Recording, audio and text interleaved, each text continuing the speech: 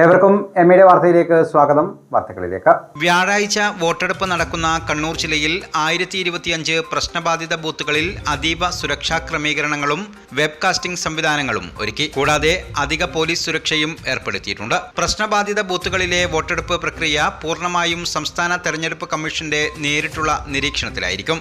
ഇതോടൊപ്പം അതാത് ജില്ലാ കളക്ടറേറ്റുകളിൽ സജ്ജീകരിച്ചിട്ടുള്ള കൺട്രോൾ റൂമുകളിലും പ്രശ്നബാധിത ബൂത്തുകളിൽ ഏർപ്പെടുത്തിയ ലൈവ് വെബ്കാസ്റ്റിംഗിലൂടെ നിരീക്ഷിക്കും.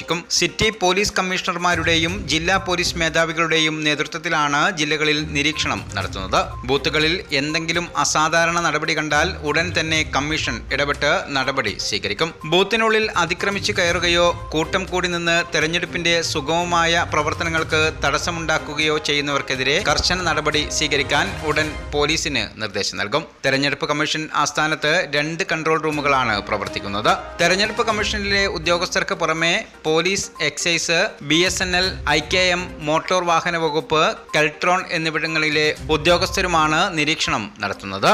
ഇതിനിടെ മട്ടന്നൂർ പോലീസ് സ്റ്റേഷൻ പരിധിയിലെ ഇരിട്ടി നഗരസഭയിൽ 18 ബൂത്തുകൾ പ്രശ്നബാധിത ബൂത്തുകളാണ്. കീഴല്ലൂർ പഞ്ചായത്തിലെ 16 വാർഡുകളിൽ 12 ബൂത്തുകൾ പ്രശ്നബാധിത ബൂത്തുകളായി കണക്കാക്കിയിട്ടുണ്ട്. ഇതിൽ 2 അതീവ പ്രശ്നബാധിത ബൂത്തുകളാണ്.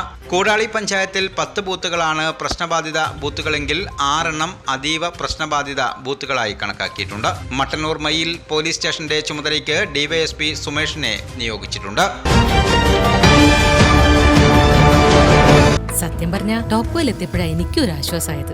എന്ത് രസമായിട്ടാ ഒക്കെ ഒരുക്കിയിരിക്കണേ. ഷോറൂം എന്നൊക്കെ പറഞ്ഞാൽ ഇങ്ങനെ ഇരിക്കണം, സിമ്പിൾ ആൻഡ് എലഗന്റ്. കറക്റ്റ്. അവിടുത്തെ ഓരോ ആഭരണങ്ങളും പോലെ എലഗന്റ് അല്ലേ അമ്മ? അപ്പോ മോൾക്ക് മൊത്തത്തിൽ ഇഷ്ടമായിന്നാണ് അർത്ഥം അല്ലേ? എന്തോ ഒരു സംശയം. ടോപ്കോ എനിക്ക് ടോട്ടലി ഇഷ്ടമായി. മാത്രമല്ല അവരുടെ customer approach, it's really commendable. Topco Jewelry, Thalisheri Road, Mattanur.